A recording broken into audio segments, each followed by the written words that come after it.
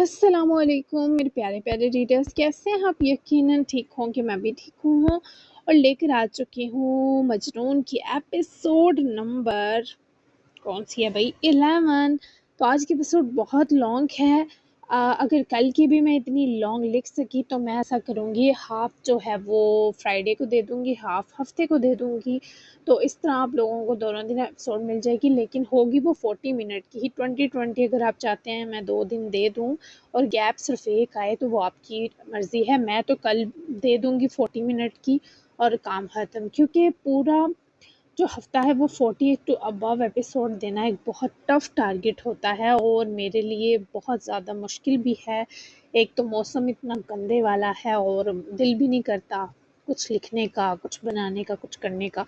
इसके बावजूद मैं अगर रूटीन वाइज दे रही हूँ तो 5 दिन काफ़ी हैं और आप लोगों को यही रूटीन जो है इस पर सब्र और शुक्र करना होगा। और आगे जब ज़ाहिर है गर्मी ख़त्म हो जाएगी तो हम कोशिश करेंगे कि वापस अपनी 6 दिन की रूटीन में आ जाएँ, लेकिन मुझे लगता है ये इनफ है। 40-40 मिनट कोई भी नहीं देता, वो भी लगातार 5 दिन। आप देख लें, कोई भी राइटर आपको लगातार 5 दिन इतनी लॉन्ग एपिसोड नहीं दे रही, ठीक है? तो बातें बंद करते हैं और लेकर चलती हूँ आपको एपिसोड की तरफ। एपिसोड बहुत ही मज़े की है आज की। तो नॉवल मजनून बाय मरवा Mirza, let's start. Doctor Tariq आप यहाँ है, बहुत शुक्रिया। मनाफ इस वक्त जाकर सुबह के नज़ारे कर रहा था, जबकि तारिक फारूकी के कदम ठीक मिशकात के करीब कुछ फासले पर रुक गए, जिनकी नज़रें इस बेहद प्यारे बच्चे पर मरकूज थीं। शुक्रिया की कोई बात नहीं, मुझे अच्छा लगा कि बच्चा तुम्हारा है बच्चे।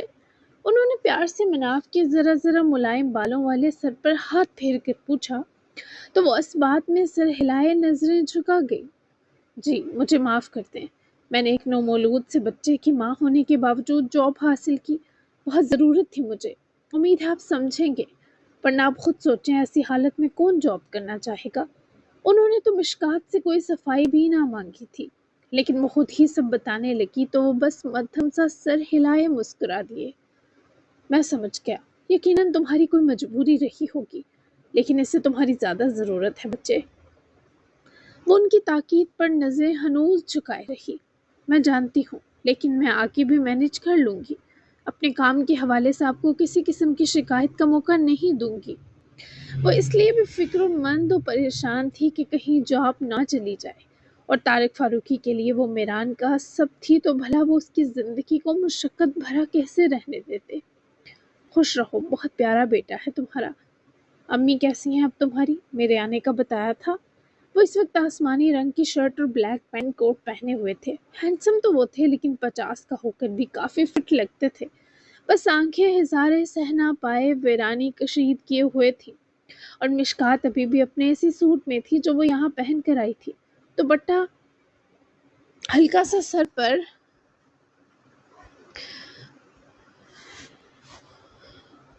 दुपट्टा हल्का सा सर पर ओढ़कर पल्लू पिछले शाने पर गिरा रखा था।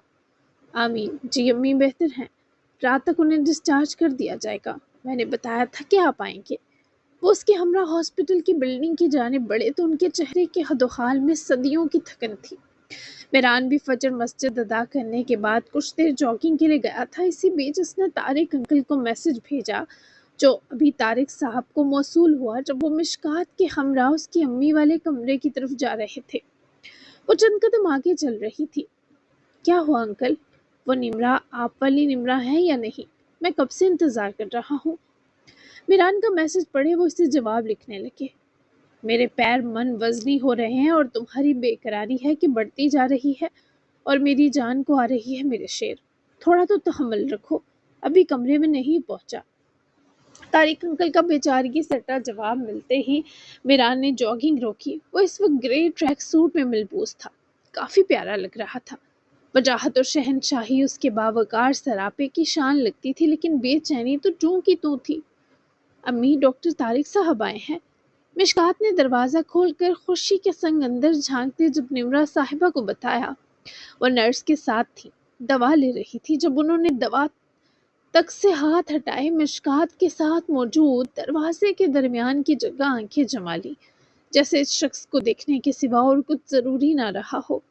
اور اپنے موبائل کی اسکرین سے نظریں ہٹا کر دروازے میں کھڑی مشکات کی طرف دیکھتے وہ ابھی منظر سے اوجھل تھے کہ رک گئے۔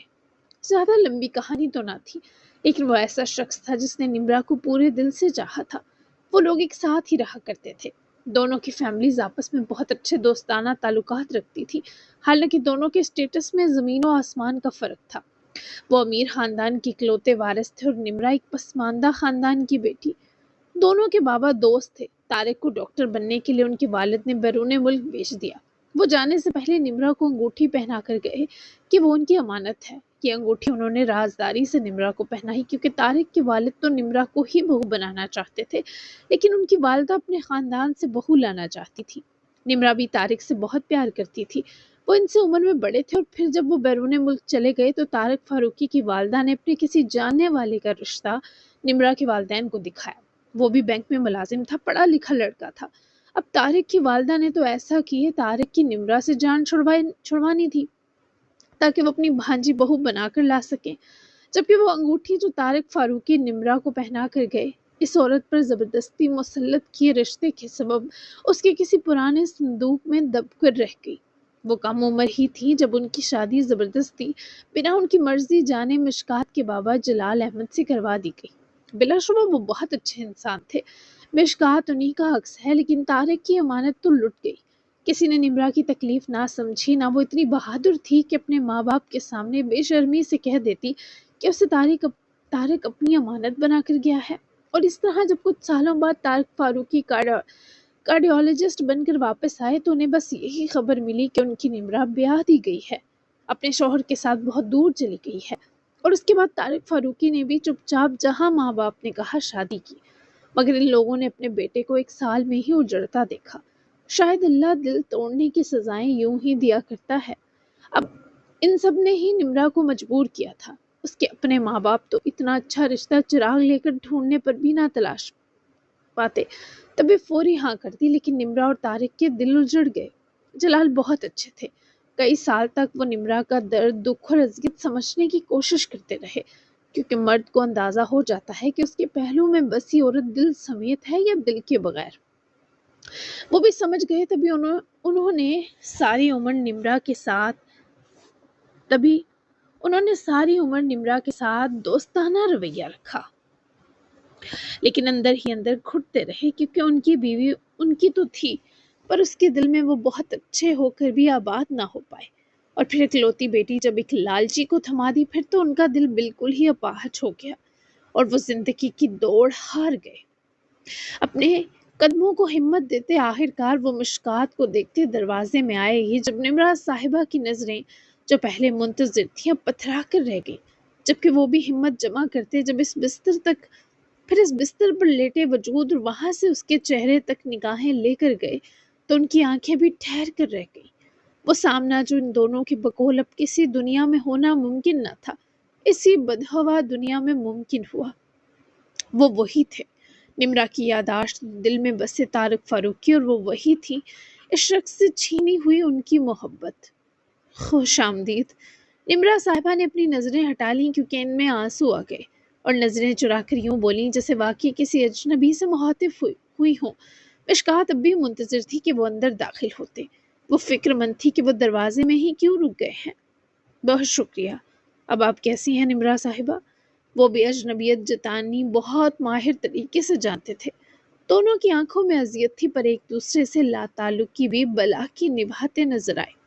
جبکہ اسی لمحے مشکات کا فون بج اٹھا، وہ فوراً اپنے بیگ کی طرف بڑھی جہاں حلیل کی کال آ رہی تھی۔ وہ ڈاکٹر طارق کو امی کے ذرا فاصلے پر رکھے کاؤچ پر بیٹھا دیکھے، اپنا فون اٹھائے ذرا کال سننے کا کہتی کمرے سے گئی تو نرس بھی نمرا صاحبہ کو دوا دینے کے بعد کمرے سے نکل گئی، اور وہ جو بہت قرب کے سنگ ایک دوسرے کو اجنبیت بخش رہے تھے، دونوں کی آنکھیں آن ملی۔ مجھے یقین نہیں آ رہا کہ قسمت نے ہمیں ایسے ملایا۔ امانت بنا کر گیا تھا تمہیں نمرا، کیا ہوا میری اس امانت کا؟ وہ نرس کے جاتے ہی بول پڑے۔ ان کے الفاظ میں جھی بھر کر اذیت و طنز تھا، جبکہ وہ سر جھکائے اپنے ہاتھوں کو آپس میں مروڑے بس آنسو روکنے پر لگی تھی۔ بولو، تم نے کیوں سب کو نہیں بتایا کہ تم صرف میری ہو؟ کیسے چپ رہ لی؟ میں ساری عمر یہی سوچتا رہا کہ اتنی کم وقت محبت تھی میری جسے مارتے تمہارا دل نہ کانپا۔ بولو کیوں تم نے کیا میرے ساتھ ایسا؟ وہ اس وقت تیمارداری کے لیے آئے ہیں، یہ تو انہیں دیکھ کر بھول ہی گئے۔ دل پر لگے سارے زخموں کا پیوند ادھڑ کر رہ گیا تھا۔ اتنا ہی مجھے اپنا مانا ہوتا تو سب کے سامنے انگوٹھی پہنا کر جاتے۔ میں کس کس کو سمجھاتی، کس کس کو بتاتی کہ کس کی امانت ہوں۔ اور میری جلال سے شادی آپ کی امی نے ہی کروائی کیونکہ وہ اپنے بیٹے کی مجھ غریب اور سادہ لڑکی سے جان چھڑوانا چاہتی تھی، جو نہ بہت خوبصورت تھی، نہ ہوشیار، نہ اسے ادائیں آتی تھی، نہ وہ ان کے خاندان میں سجنے لائق تھی۔ وہ بھی چپ نہ رہی، پھٹ پڑی اور اس بار طارق کا سر جھکا۔ تم میرے دل کی ملکہ تھی، میرے دل پر سجی تھی نمرا، میرے لیے یہی کل کائنات تھا۔ مجھے اپنے پیروں پر کھڑا ہونے تک اپنی پسند چننے کا حق نہیں تھا، تبھی وہ انگوٹھی اکیلے میں پہنا دی۔ تمہیں بہت با اختیار سمجھ بیٹھا تھا کہ جسے امانت بنایا ہے وہ امانت رہے گی بھی، لیکن میری محبت، میری چاہی عورت کسی کو بہت آسانی سے تھما دی گئی۔ مر گیا تھا اس دن جو دن میری زندگی کا سب سے خوبصورت دن تھا، جب میں اپنی نمرا کے پاس لوٹ آیا تھا، پر آگے تو کوئی نمرا نہیں تھی۔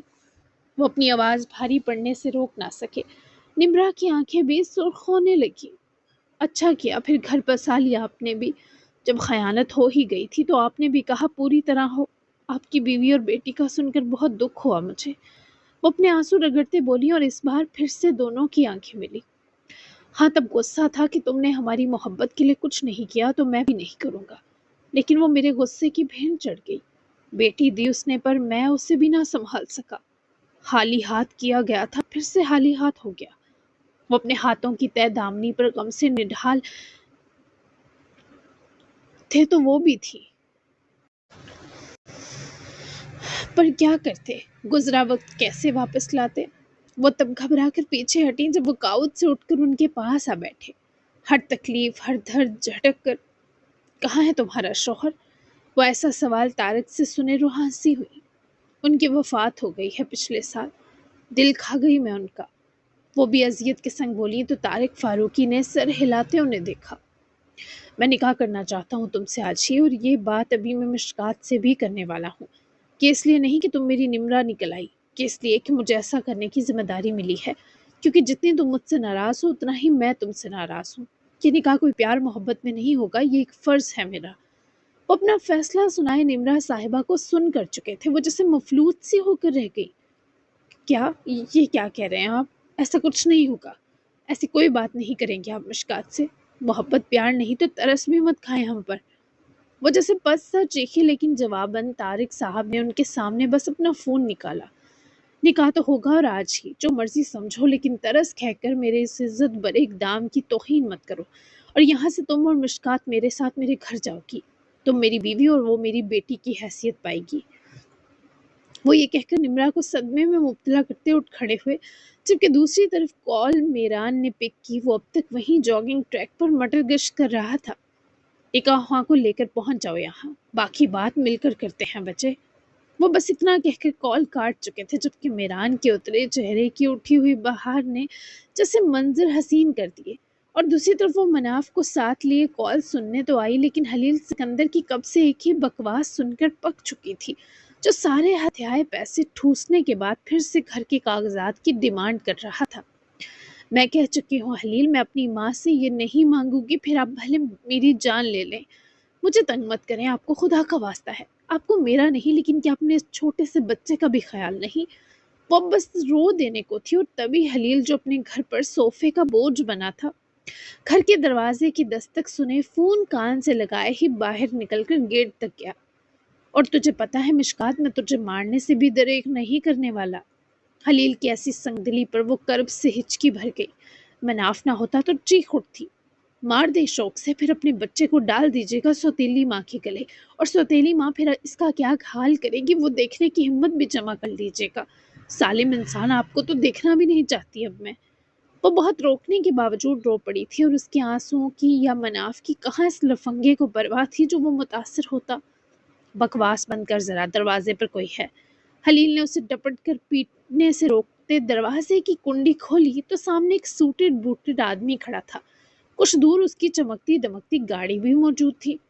ہاں فرماؤ، خلیل نے اس آدمی سے استفسار کیا۔ البتہ دوسری طرف مشکات اپنے آنسو مناف کی شرٹ میں چھپاتی اسے پیار کر کے خود کو پرسکون کرنے لگی، پر فون اس نے کان سے ہی لگا رکھا تھا۔ ہمیں کچھ بات کرنی ہے مسٹر خلیل۔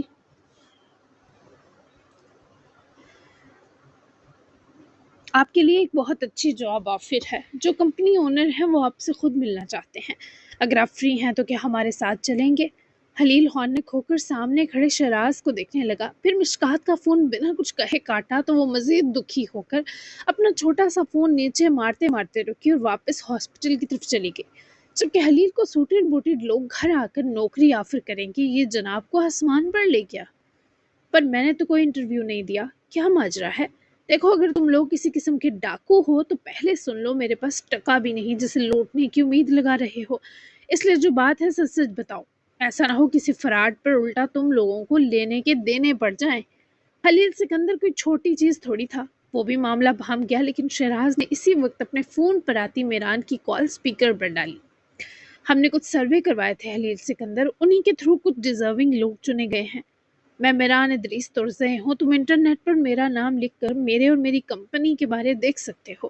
شک ختم ہو تو مسٹر شہراز کے ساتھ کمپنی پہنچ جانا۔ میران نے جس دل سے یہ چند جملے کہے وہ جانتا تھا یا اس کا اللہ، جبکہ خلیل ضرور انٹرنیٹ پر سرچ کرنے کے بعد ہی مانا اور خوشی خوشی چل پڑا، لیکن میران کو کمپنی جانے سے پہلے وہ طوفان روکنا تھا جو ترزئی حویلی میں آراس اور آلوش کے بھاگنے پر اٹھنے والا تھا۔ جبکہ مشکات نے کمرے کے باہر پہنچ کر اپنا روتو چہرہ درست کرتے، چھوٹی چھوٹی آوازیں نکال کر کھیلتے مناف کو بہت سے گال پر پیار دیے، پھر وہ دستک دے کر اندر جھانکی جہاں امی کو نیم دراز بیٹھا اور طارق صاحب کو صوفے پر براجمان پائے وہ اندر داخل ہوئی۔ کچھ لاؤں ڈاکٹر طارق، چائے کافی؟ وہ بھی امی کے بستر کی پائنتی کی جانب آ کر بیٹھے بولی، مگر انہوں نے نرمی سے انکار کرتے ایک نظر نمرہ پر ڈالی جو ابھی تک صدمے میں تھی۔ رحم طلب نگاہوں سے وہ طارق کو دیکھ رہی تھی، جیسے کہہ رہی ہوں ایسا مت کریں۔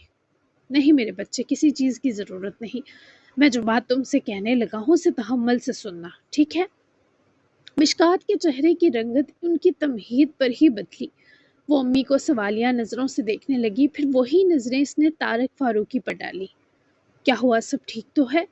وہ پہلے ہی اتنا رو کر آئی تھی کہ اتنی تمہید ہی اسے خوفزدہ کر گئی۔ میں تمہاری امی سے نکاح کرنا چاہتا ہوں، تمہیں اپنی بیٹی بنانا چاہتا ہوں۔ جیسا کہ تم جانتی ہو میں نے اپنی بیوی اور بیٹی کھو دی، اس لیے میرا دل تم دونوں میں یہ رشتے ڈھونڈ رہا ہے اور یہ تم دونوں کے لیے بھی بہت بہترین ہوگا۔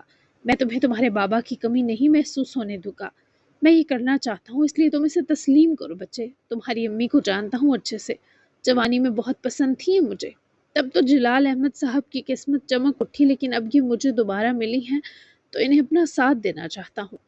مشکات نے حیرت و تکلیف سے امی کی طرف دیکھا، اب اسے سمجھ آئی وہ اس نام پر اتنی پریشان کیوں ہوئی تھی۔ میں سمجھی نہیں، یہ کیسے ہو سکتا ہے بھلا؟ امی نے کیا کہا؟ وہ سمجھ نہ پائی کیا بولے، لیکن دل ہی دل میں جیسے امی کے لیے طارق فاروقی کی پسند کا سنے وہ سوچنے پر مجبور ضرور ہوئی تھی۔ تمہاری امی نے کہا ان کی کل دنیا تم اور مناف ہو، جو تم کہو وہی ان کا جواب ہے۔ اب تم بتاؤ، میں صرف نمرہ کو ہی اپنی بیوی نہیں بنانا چاہتا بلکہ تمہیں بھی اپنی بیٹی بنانا چاہتا ہوں۔ کسی کی ضرورت نہیں رہے گی تم دونوں کو میرے ہوتے، بھروسہ مشکل ہے لیکن میں چاہتا ہوں تم کرو بچے، وہ مزید نرمی اور شفقت سے بولے، جبکہ مشکات کی آنکھیں بھر آئیں۔ بابا ہوتے تو انہیں کسی کی یوں ضرورت ہوتی ہی کیوں؟ اس وقت اسے بابا یاد آ رہے ہیں، یہ نمرہ اور طارق اچھے سے جانتے تھے۔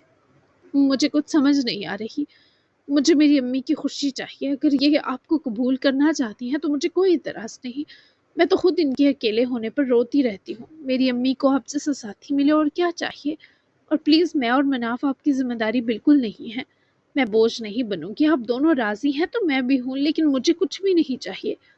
میں امی کی طرف سے مطمئن ہو گئی تو مناف کے لیے پہاڑ بن جاؤں گی، یقین کریں۔ وہ دونوں ہی مشکات کی خودداری پر رشک محسوس کر رہے تھے کہ وہ چھوٹی سی ہو کر کتنی سمجھدار ہے، وقت کی ستم ظریفی نے اسے کیسے عمر سے دگنا بڑا کر دیا۔ تمہیں میرے ہوتے پہاڑ بننے کی ضرورت نہیں، میں کہہ چکا ہوں بچے کہ جیسے یہ میری بیوی ہوگی تم میری بیٹی ہوگی اور یہ میرا نواسا۔ کچھ دیر تک نکاح آ رہے ہیں، امید ہے تم دل سے مطمئن ہوگی بچے۔ وہ اندر سے بہت دکھی تھی، لیکن بظاہر امی اور طارق انکل کو بہادر بن کر دکھا رہی تھی۔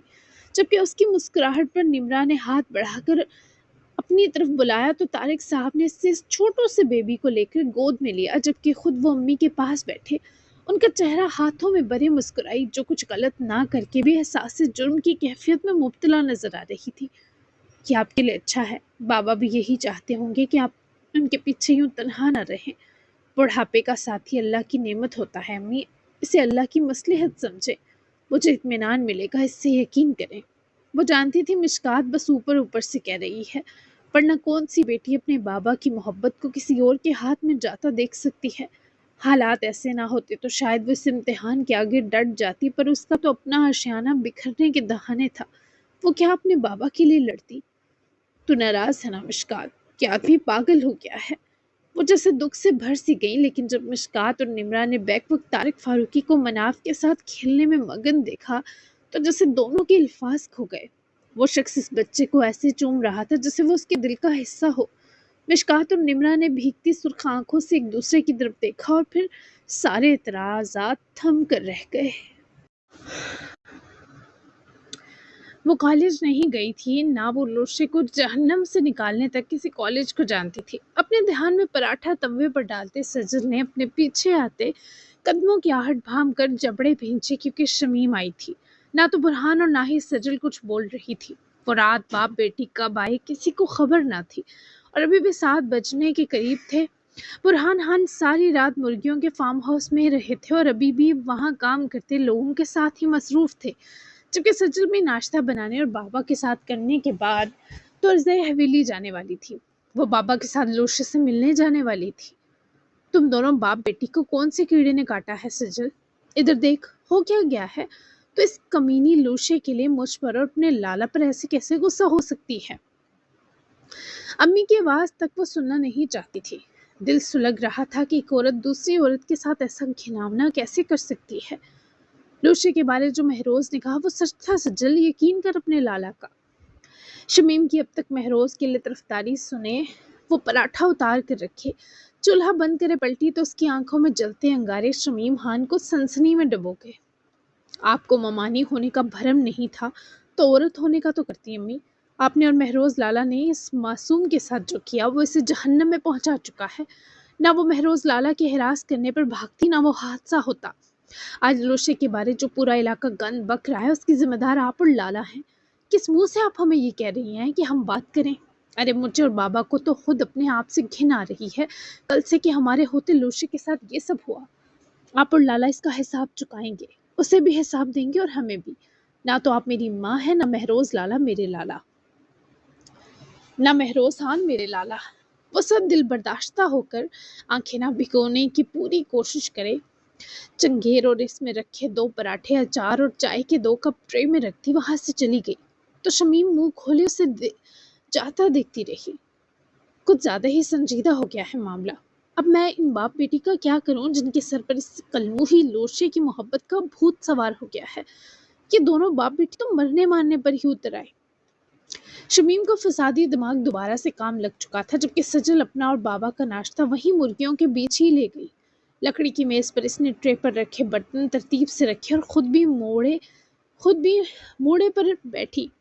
برہان خان کا تو ابھی بھی کچھ کھانے کا دل نہ تھا، لیکن سجل نے جب پراٹھا ان کے سامنے رکھا تو وہ سجل کو انکار نہ کر سکی، کیونکہ اس طرح وہ اور ناراض ہوتی۔ ترزے حویلی چل کر لوشے سے ملتے ہیں، اسے بتائیں گے کہ ہم اسے بچانے آئے ہیں۔ اللہ کرے وہ ہم پر اعتبار کر لے بابا۔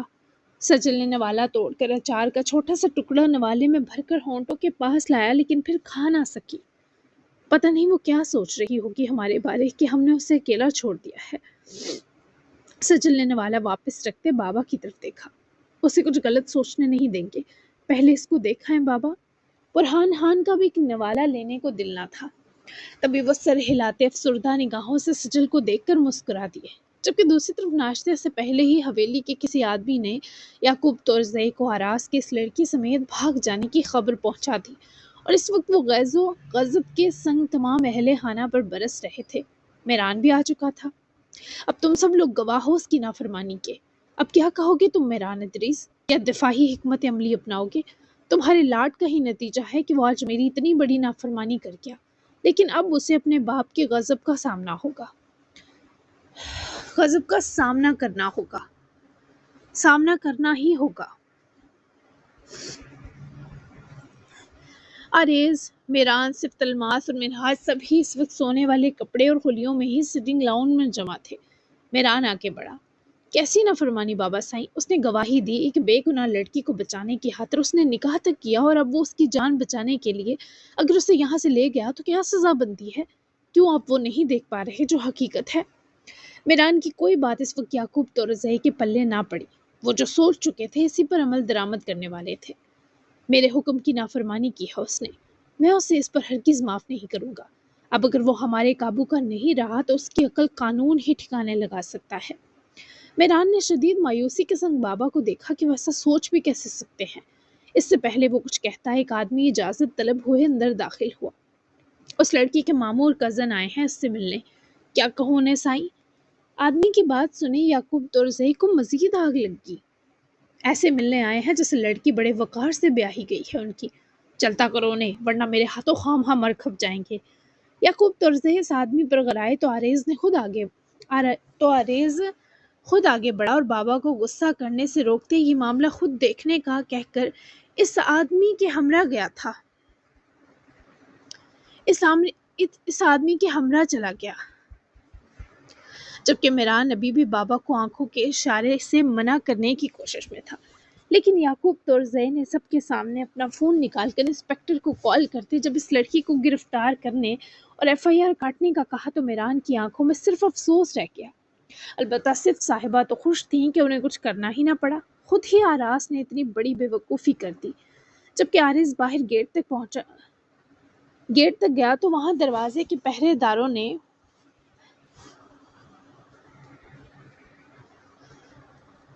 ان دونوں باپ بیٹی کو وہیں روک کر رکھا تھا۔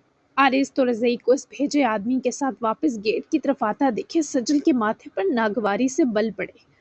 ان لوگوں میں ذرا بھی وقار نہیں بابا، اپنے سب سے بدتمیز خاندان کے فرد کو بھیجا ہے ہم سے ڈیل کرنے کو۔ اب یہ نہیں بچے گا اگر اس نے مزید بکواس کی۔ سجل خان کا غصہ اسے دیکھ کر ہی سلگ اٹھا، لیکن برہان خان نے اس کا بازو پکڑے اسے اس طرح الجھنے سے روکا۔ بچے اس طرح دشمنی باندھ لے گا وہ، ہم یہاں تحمل سے بات کریں گے، اگر اس نے بدتمیزی میں پہل کی پھر میں خود جواب دے دوں گا۔ تم غصہ مت کرو، لوشے کو اس کا نقصان پہنچائیں گے یہ لوگ۔ بابا کے سمجھانے پر وہ مان تو گئی، لیکن ابھی بھی سلگتی آنکھوں سے آرز تورزئی کو دیکھ رہی تھی۔ دونوں باپ بیٹی کی اٹھی گردنیں دیکھ کر آرز ذرا کچھ فاصلے پر آ کر رکا۔ ہمیں آلوش سے ملنا ہے آرز تورزئی۔ برہان خان نے ہی سخت لہجے میں اپنا آنے کا مقصد بیان کیا، جبکہ آرز کی جائزہ لیتی نظریں پتہ نہیں واقعی تنزیہات ہی یا بس سجل خان کو لگی۔ کیسی بے شرمی ہے تم لوگوں کی، کیسے منہ اٹھا کر آ سکتے ہو تم باپ بیٹی یہاں؟ جس سے ملنے آئے ہو وہ قاتل ہے، یہاں وہ پکنک پر نہیں آئی، نہ یہاں کی مہارانی بن گئی ہے۔ آرز نے دونوں کو غصے اور بدتمیزی سے جواب دیا تو سجل کا ہاتھ اٹھ جاتا اگر برہان خان نے اس کی کلائی نہ جکڑ رکھی ہوتی۔ تم جیسے جاہل کے منہ لگنے کا ہمیں کوئی شوق نہیں، جا کر کسی سمجھدار فرد کو بھیجو، تم سے بات نہیں کر رہے ہم۔ وہ یہاں جس بھی حیثیت سے ہو، تم لوگ ہمارا لوشے سے تعلق ختم نہیں کر سکتے۔ ہاتھ تو نہ اٹھا پائی، لیکن لفظوں کی تیزی سے وہ اس بدتمیز تورزئی کو منہ توڑ جواب ضرور دے چکی تھی۔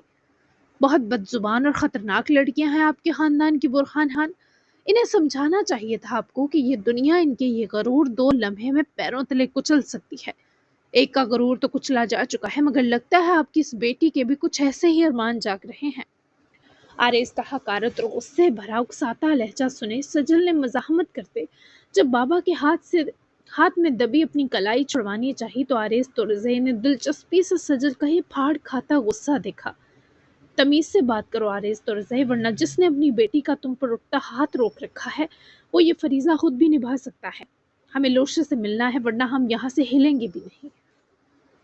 برہان خان بھی مزید اس کی یہ بکواس نہ سنتے صاف 2 ٹوک انداز میں بولے، جبکہ آرز کے ماتھے پر پڑے بلوں میں بدتریج اضافہ ہوا۔ نہیں ہے وہ یہاں دفع ہو گئی ہے، لیکن یاد رکھنا تم دونوں، آراس بھائی اسے لے جا کر کہیں بھی چلے جائیں، اس کی جتنی بھی حفاظت کر لیں وہ اپنے کیے کی سزا سے نہیں بچے گی۔ اب نکلو یہاں سے دونوں لوشے کے سگے، نکالو انہیں باہر، اور دوبارہ اگر یہ لوگ مجھے طرزِ حویلی کے آس پاس بھی نظر آئے تو میں تم سب لوگوں کو چھوڑوں گا نہیں۔ آریز نے گیٹ کے ہر محافظ کو للکار کر دھمکایا اور برہان خان سمیت سجل کو بھی حویلی سے نکلوایا، مگر اس سے پہلے کوئی آدمی سجل کو ہاتھ لگاتا وہ خود ہی اپنے اور بابا کی طرف بڑھتے آدمیوں کو خونہار نگاہوں سے گھورتی کر آئی۔ تم جتنی بھی کوشش کر لو اپنے اس ناانصاف خاندان سمیت، لیکن ہم بھی دیکھتے ہیں کہ ایسے تم یا تمہارے سگے آلوش کو سزا دے پاتے ہو، اور ہم تھوکتے ہیں اس حویلی پر۔ اگر لوشے یہاں نہ ہوتی تو اس طرف منہ بھی نہ کرتے۔ ان اونچی دیواروں کے اندر کچھ نیچ گھٹیا لوگ آباد ہیں، کاش پورا علاقہ جان سکے۔ جان لے گا، چلیں بابا۔ وہ آریز کو اب بھی برابر پچھاڑ کر پورے اعتماد کے ساتھ اپنے بابا کو لیے گیٹ سے نکلی، اور کسی آدمی کی جرت نہ ہوئی وہ ان باپ بیٹی کو ہاتھ بھی لگاتا، جبکہ آریز بند ہوتے گیٹ کو دیکھ رہا تھا۔ کچھ زیادہ ہی اکڑ ہے اس لڑکی میں۔ آریز نے اپنے غضب کو ہر ممکنہ کنٹرول کیا اور نحوست سے ہنکارہ بھرے واپس حویلی کی طرف بڑھا۔ جبکہ حویلی سے وہ باپ بیٹی کچھ دور آ کر رکے تو سجل کی نظریں اب بھی اس شاندار عمارت کو حقارت سے دیکھتی نظر آئیں۔ ہمیں آراز کے گھر جانا ہوگا، مجھے پتہ دیا تھا اس نے، شاید وہ آلوش کو وہیں لے کر گیا ہو۔ برہان خان کے پاس ایڈریس ہے، یہ تو سجل کو کچھ شانت کر گیا، ورنہ اس کا خون ابھی بھی کھول رہا تھا۔ البتہ میران نے نکاح والی ذمہ داری نبھانے نکلنا تھا، لیکن پہلے اس نے آلوش کے خلاف درج ہوتی FIR کو روکنا تھا، جو اس وقت اس کی آراز کو دی سب سے بڑی مدد تھی۔ وہ اپنے فون پر لگے 8 بجے کے الارم پر ہڑبڑا کر جاگا، کیونکہ فون پر بہت بھیانک قسم کی ٹیون سیٹ تھی۔ صوفے پر ہی سو جانے کے سبب اسے سیدھا ہوتے ہی احساس ہوا کہ اس کی گردن کی جیسے رگ چڑھ گئی ہو۔ کیا مصیبت ہے یار، اتنی ایکسرسائز اور جم کے بعد بھی میری نس چڑھ گئی، کتنی بری چڑھی ہے۔ وہ اپنی گردن کو دائیں بائیں گھماتا ہوا صوفے سے اٹھا تو ایک جھٹکے سے گردن کا بل قدرے بہتر ہو گیا۔ آراز نے جھک کر پیزا کا باکس کھولا تو پیزا ویسے کا ویسا ہی پڑا تھا، جس سبب اس نے اپنے ٹیبل پر رکھے فون کو اٹھا کر الارم بند کرنے کے ساتھ ایک نظر سیڑھیوں کی طرف جمائی۔ وہ واقعی نیچے نہیں آئی، کیسے بھوکی پیاسی رہ رہی ہے۔ میرے تو پیٹ میں درد ہونے لگا، حالانکہ میں ہٹا کٹا آدمی ہوں، پھر اس کا کیا حال ہوگا، دیکھنا چاہیے اسے۔ وہ فون وہیں جھک کر رکھے تیزی سے سیڑھیوں کی طرف بڑھا اور پھر اس کمرے کے دروازے کے باہر رک کر اس نے آہستگی سے دروازے کا نوب پکڑ کر گھماتے پش کیا ہی کہ وہ ہلکی سی کلک کے ساتھ کھل گیا۔ آراز نے اندر داخل ہوتے ہی بستر کی جانب آنکھیں پھیری، جہاں وہ دوسری طرف کروٹ کیے سو رہی تھی۔ اس نے اپنی ہی شال اوڑھ رکھی تھی اور ٹانگیں جیسے اکٹھی کیے سمیٹی تھی۔ اس سے واضح تھا کہ وہ ٹھنڈ محسوس کرتی رہی تھی۔ لوشے، کیا چیز ہے یہ لڑکی، اتنا بڑا کمبل پڑا تھا پھر بھی اس نے اپنا ہی یہ دوپٹہ اوڑھا ہے، جیسے بڑی ٹھنڈ روک لے گا۔ وہ بستر تک آیا اور آہستگی سے اس کے پیروں تلے دبا کمبل اٹھانے کو لوشے کے دونوں پیر ٹخنوں سے پکڑ کر اٹھاتے، کمبل نکال کر اس کے پیر واپس رکھتے، وہ کمبل لوشے کی اوڑی چادر پر ہی کرواتے اس کے سامنے بستر پر بیٹھا۔ وہ جس طرح ایک دم ساکن تھے، اس سے آراز کو یہی لگ رہا تھا کہ وہ گہری نیند میں ہے۔ وہ بھی اس کی پشت دیکھتے اس کے برابر لیٹ گیا، کیونکہ وہ بالکل کنارے پر ٹکی تھی۔ پھر وہ سیدھا لیٹے ہوئے کروٹ لوشے کی طرف گھما گیا، جہاں لوشے کے سر والے تکیے پر ہی اس کے پونی میں مقید بال بکھرے تھے، جن سے موتیے کے تیل کی ہلکی سی مہک آ رہی تھی۔ آراز نے دوبارہ سے کروٹ سیدھی کی، مگر اس سے پہلے وہ یہاں سے اٹھتا اسے لوشے کا دبا دبا سسکنا سنائی دیا۔ تبھی وہ اٹھنے کے بجائے واپس لیٹا اور لوشے کی طرف ذرا جھکا، اسے آہستگی سے پکڑ کر اپنے سامنے کیا، جہاں وہ شاید کوئی ڈرامنا خواب دیکھ کر ڈر رہی تھی۔ اس کے ماتھے پر بے شمار نمی تھی، اس کے گلابی تھوڑے سے خشک ہونٹ کپ کپا رہے تھے۔ آراز نے اس کے سر والے تکیے کے دائیں بائیں اپنا ہاتھ ٹکا کر لوشے کے چہرے پر جھکتے اس کے ہونٹوں کی حرکت اور نکلتی آواز کو سننے کی کوشش کی، مگر وہ کیا بول رہی تھی آراز کو سمجھ ہی نہ آیا، جس سبب وہ ذرا اوپر ہو کر اس پر بنا اپنا ذرا بھی وزن ڈالے مکمل جھکا ہوا لوشے کے چہرے کو دیکھ رہا تھا۔ اس کے خواب میں ڈرنے کی پریشانی کب ایک لطف میں بدلی، آراز کو پتہ بھی نہ چلا۔ ایسا نہیں تھا اس کو عورتوں کی کمی تھی، عورتوں کی لمبی لائن تھی جو یعقوب طرزے کے اس نخریلے سپوت پر مرتی تھی، لیکن وہ آج تک کسی لڑکی یا عورت ذات میں دلچسپی محسوس نہ کر پایا۔ لیکن یہ لڑکی چند اکا دکا ملاقاتوں میں ہی ایسی بدحواس کرنے لگی تھی کہ ابھی بھی آراز کو نہ اپنی عمر، نہ رتبہ، نہ عزت یاد تھی۔ یاد تھا تو اس طرح اونٹ کی طرح اس پر جھکے اس کے تکیے کے سہارے اسے تاڑنا تھا، اور تاڑنے کے ساتھ اس کے اندر اٹھتی عجیب سی خواہشیں، جن کا اثر اس کے چہرے پر بے ایمان لہر بنا براجمان تھا۔ لیکن یہ سب سہانا بس چند لمحوں ہی رہا، کیونکہ بھلے وہ اپنے وزن کو اس سے ہٹائے ہوئے جھکاتا، پھر بھی جب سوئے بندے پر کوئی اتنی دیر تنا رہے تو اس بیچارے کی خود ہی گھٹن سے نیند ٹوٹ جاتی ہے۔ یہی لوشے کے ساتھ ہوا۔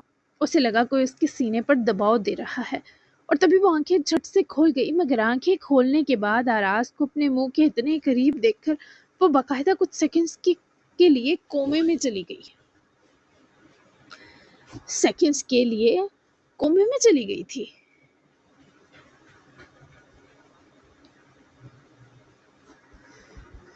جبکہ آراز نے پیر کے کنارے بھی بستر میں دھسا رکھے تھے، وہ بھی اسے ادھر ٹکنے میں مددگار تھے، لیکن لوشے ڈر کر ٹانگیں سیدھی کیے مچلی، اور اس حرکت کا اثر آراز کے ان ہاتھوں تک ارسال ہوا جن پر سارا وزن ڈال کر وہ خود کو لوشے پر گرنے سے بچائے ہوئے تھا۔ کیا کر رہے تھے آپ؟ بہت بڑی شرمندگی تو انسان کو تب ملتی ہے جب وہ کسی سوئے انسان کو مبہوت ہوئے دیکھ رہا ہو اور اچانک سویا فرد آنکھیں کھول دے اور ستم کے دیکھنے والا ہوش و حواس کھوئے کچھ زیادہ ہی اوپر چڑھائے۔ بس یہاں بھی سین یہی تھا کہ چراغوں کی روشنی گل ہوئی۔ میں تمہیں جگانے آیا تھا، مجھے لگا تمہیں کچھ ہو نہ گیا ہو۔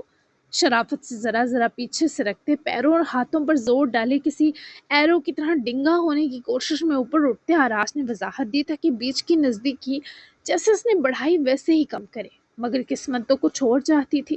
بیچارے نے جس تکیے پر ہاتھ رکھا تھا وہی پھسلن دے گیا، اور وہ جناب جو چاہ رہے تھے عزت رہ جائے، رہی سہی کا بھی لوشے پر ڈھل جاتے فالودہ ہوا۔ یہ تو وہ بر وقت اپنا منہ دبتی چیخ سمیت دائیں موڑ گئی، ورنہ ان صدمے سے کھلے ہونٹوں نے جہاں جا کر وجنا تھا، اس کے بعد آراز کی بھی بتی گل ہو جاتی۔ صد شکر کہ آراز کا سارا وزن تو بیچاری پر منتقل ہوا، لیکن یہ بچت ہوئی کہ چہرے ٹکرانے سے بچے۔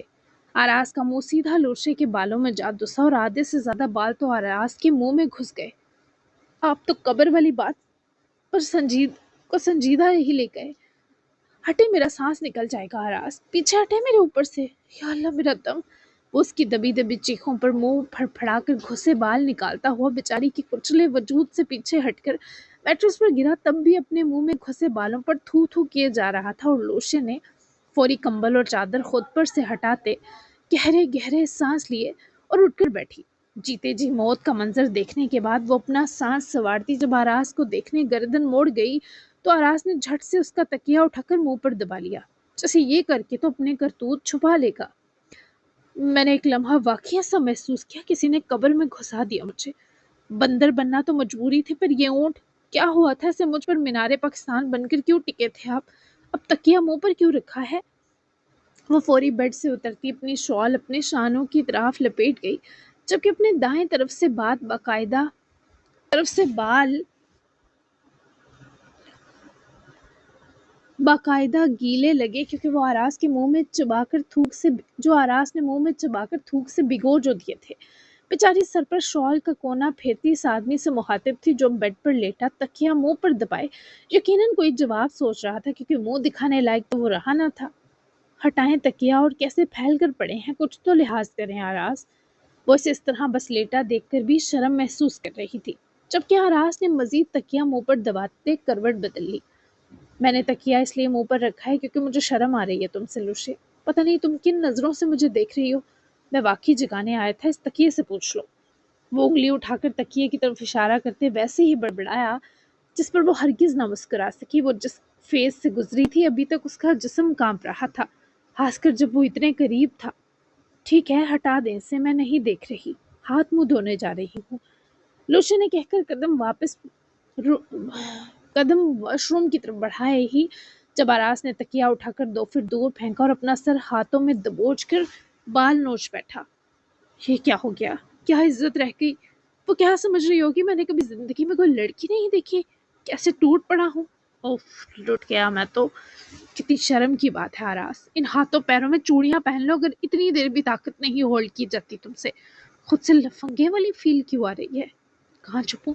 پردے کے پیچھے؟ نہیں، بیڈ کے نیچے؟ نہیں یار، کچرا ہو گئی ساری عزت۔ بڑھایا تھا اسے حفاظت دینے کی، اور مٹی دوں گا حفاظت اس طرح کے ٹھڑک کے ساتھ۔ آراز نے اٹھ کر اپنے سر کو ہاتھوں سے رگڑا تاکہ دماغ میں کوئی عزت بچانے کا حل آئے، لیکن ایسی مت مری تھی کہ دماغ ایک دم سن تھا۔ جبکہ منہ ہاتھ دھوتی لوشے نے آئینے میں اپنا مرجھایا سا عکس دیکھا کیونکہ بھوک سے اس کا برا حال تھا، اور رات بھی وہ بہت دیر تک روئی، لیکن اندازہ نہ تھا صبح ایسی ہوگی کہ وہ تمام تر درد کے مسکرا دے گی۔ بہت وزنی ہے وہ، لیکن وہ کیوٹ بھی ہے۔ وہ مسکراہٹ بھلے کچھ لمحے کی ہو، پر لوشے کے خوبصورت معصوم حال نکھار گئی۔ وہ اپنے دھیان میں باہر نکلی تو کمرے میں ننگے پیر چکر کاٹتے آراز نے بھی یہ چکراؤ روکا۔ وہ چلتی ہوئی آنکھوں میں ندامت بھرے آراز تک پہنچی۔ میں نے بھوک کے باوجود رات میں پیزا کھانے سے منع کر دیا، معاف کر دیں، مجھے کچھ کھلا دیں، مجھے نظر آنا بند ہو رہا ہے۔ وہ جو سمجھا تھا اس کی عزت فالودہ ہو گئی۔ اس لڑکی نے تو سارے حالات بدل دیے۔ الٹا وہ اس سے رات کی معافی مانگتے رو پڑی کیونکہ پیٹ کا درد اب اس سے سہا نہ جا رہا تھا۔ ہیلپ کرو نا میری، کیونکہ مجھے انڈا بھی بنانا نہیں آتا۔ میں تمہیں دونوں بازوں اور دونوں آنکھوں سے انسٹرکشن دے سکتا ہوں اگر تم لینا چاہو۔ وہ بھیگی آنکھوں سمیت مسکرائی تو آراز نے اس کا ہاتھ مضبوطی سے تھاما۔ میں کچھ بنا لوں گی۔ وہ اس کا ہاتھ تھامے جب سیڑھیاں اتر رہی تھی تو شدید چکر پر اس سے پہلے لڑکھڑا کر اس خطرناک جگہ گرتی۔ آراز نے اس کی زینی کمر پر ہاتھ پھیلا کر رکھتے کھینچ کر اسے اپنے سینے سے لگاتے بچایا تو وہ چکراتی نظر کے باوجود آراز کو مسکرا کر دیکھنے لگی، اور یہ آراز کو کیسے نہ پاگل کرتا کہ اس کے اتنے الٹے کاموں کے باوجود وہ اسے ایسے دیکھ رہی ہے جسے نہ جانے وہ کتنا پیارا ہو۔ کیا ارادے ہیں لوشے؟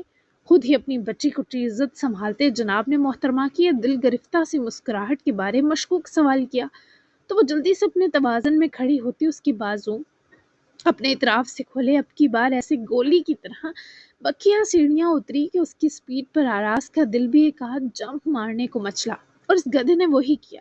اگلے ہی لمحے وہ کچن میں جن کی طرح نمودار ہوا، جہاں پہنچ کر لوشے نے اپنی شال اپنے ایک نازک شانے سے لپیٹ کر اس کے دونوں کنارے اپنی کمر کی ایک جانب باندھے اور اپنی قمیض کی کھلی آستینیں بھی چڑھا کر ذرا اوپر فولڈ کی۔ انڈا پراٹھا بنا دوں آپ کو؟ وہ چولہے کے قریب جا کر کھڑی ہوتی گردن پلٹا کر آراز کو دیکھنے لگی، جو ادھر ادھر دیکھتا ہوا آلوش کو دیکھنے لگا، پھر قریب چلا آیا۔ میں انڈا پراٹھا بن کر عجیب نہیں لگوں گا لوشے؟ آراز نے اپنے سر کے بکھرے بالوں میں ہاتھ پھیرتے منصوعی حیرت سے پوچھا تو وہ پلٹ کر مسکراہٹ چھپاتی گروسری کے سامان سے آٹے کا پیکٹ نکال کر اسے کھولتی باؤل میں اندازے سے آٹا ڈالنے لگی۔ آپ یہ سب مجھے مسکراہٹ دینے کے لیے کر رہے ہیں نا، تاکہ میں وہ سب باتیں نہ کروں جو رات کی؟ وہ اس باؤل میں پانی ملانے کے ساتھ آٹا گوندنے لگی جب وہ اس کے ساتھ آ کر شیلف پر چڑھ کر بیٹھا۔ وہ حفیظ سے گھبرا کر آراز کی آنکھوں میں تکنے لگی۔ وہ اسے کیا بتاتا، سب کچھ خود ہی ہوتا جا رہا ہے۔ اگر ایسا ہے بھی تو کیا ہو گیا لوشے؟ وہ بھی سنجیدہ ہوا۔ غلط ہے، مجھے بہت تکلیف ہوتی ہے جب مجھے یاد آتا ہے میں نے کسی کی جان لی۔ آپ مجھ سے برا سلوک کرتے تو شاید اسے سزا سمجھتی اور میرا گلٹ کم ہو جاتا، لیکن آپ کل سے میرے ساتھ بہت اچھے سے پیش آ رہے ہیں، مسکرا رہے ہیں، اوٹ پٹانگ حرکتیں کر رہے ہیں۔ اس سب کے قابل نہیں ہوں میں۔ پلیز ناشتے کے بعد مجھے یہاں سے جانے دیں، کہیں دور جہاں میں خود کو سزا دے کر اپنا یہ گلٹ دور کر سکوں۔ وہ آٹا دونوں ہاتھوں سے گوندھ رہی تھی، لیکن جب یہ سب بولی آراز نے اس کے دونوں ہاتھ کلائیوں سے دبوچتے اس کے ہاتھ آٹے کے باؤل سے نکال کر اپنے سامنے کیے۔ وہ بھی سہم کر آراز کی کے سامنے آ جمی، اس کی گرے آنکھوں میں جھانکی۔ اگر تم نے اس لیے ناشتہ بنانا ہے کہ میں تمہیں جانے دوں تو مت بناؤ لوشے۔ اتنی جلدی بھاگنے کی بات تو نہیں کی تھی نا تم نے؟ مجھے اچھا لگ رہا ہے تمہارے ساتھ، تو مت جاؤ ابھی، کچھ دن بعد بھاگ جانا۔ کیا پتا میں بھی بھاگ نکلوں تمہارے ساتھ، مت جاؤ نا پلیز۔ وہ اختتام تک جس طرح بچوں کی طرح بولا وہ سہمی تھی، ایک دم مسکرا دی، لیکن اس کی مسکراہٹ میں صاف گھبراہٹ شامل تھی۔ آٹا گون لو، آپ کے کپڑے خراب ہو جائیں گے۔ وہ اپنی کلائیوں کے آزاد ہونے کی منتظر تھی۔ میرے کپڑوں کی طرح میرا موڈ بھی خراب ہونے سے بچاؤ لوشے، چلو گوند بھی لو، بھوک لگ رہی ہے۔ اس کے الفاظ کی شدت محسوس کرتے بدحواس سی آٹا گوندنے لگی، جبکہ آٹا گوندنے کے بعد اس نے ہاتھ دھوئے ہی جب وہ دونوں وہاں کے کیئر ٹیکر کو دیکھ کر متوجہ ہوئے۔ آراز صاحب، وہ کیئر ٹیکر کافی پریشان لگ رہا تھا۔ لوشے اور آراز نے اس کی پریشانی اس کے چہرے سے بھانپ لی۔ تبھی آراز شیلف سے اترا اور چلتا ہوا کچن سے نکلا تو لوشے بھی پریشان سی پیچھے چلی آئی، مگر جیسے ہی وہ کچن سے نکلے آراز کے گھر میں پولیس اہلکار دیکھ کر آراز کے جبڑوں میں تناؤ آیا، جبکہ ایک فیمیل کانسٹیبل بھی ان کے ہمراہ تھی۔ لوشے نے جب پولیس کے لوگوں کو دیکھا تو وہ شدید خوفزدہ ہو گئی۔ جاؤ لڑکی کو لے جا کر گاڑی میں ڈالو۔ انسپکٹر نے جب اس لیڈی کانسٹیبل کو کہا تو لوشے چیخ کر دوڑتی آراز کے سینے سے جا لگی۔ किस की इजाज़त से तुम लोग मेरे घर घुसे? खबरदार पीछे। मेरी बीवी को हाथ भी ना लगे तुम्हारा फीमेल कांस्टेबल। वो फीमेल तो आराज के फाड़ खाते हुक्म पर ही रुक कर रह गई, जबकि इंस्पेक्टर खुद आगे बढ़ा। टंटना जी जनाब, तो कैसी लगी आज की लॉन्ग तरीन एपिसोड? कल की एपिसोड के लिए कौन कौन एक्साइटेड है? निकाह का काफ़ी इंतज़ाम तो कल हो चुका है, लेकिन मैंने मिशकात और मिरान की मुलाकात भी करवानी थी, इसलिए मैंने सोचा निकाह वाला जो सीन है वो इस वीक की लास्ट एपिसोड में होना चाहिए, ताकि थोड़ा सा तो आप लोगों को रिलीफ मिले। तो मिलते हैं कल की बहुत ही प्यारी सुहानी क्यूटी फ्रूटी सी एपिसोड के साथ। हॉट भी हो सकती है, तो अपना ख्याल रखिएगा, दुआ में याद रखिएगा। मिलते हैं कल हफ्ते की लास्ट एपिसोड के साथ, तब तक के लिए बाय बाय।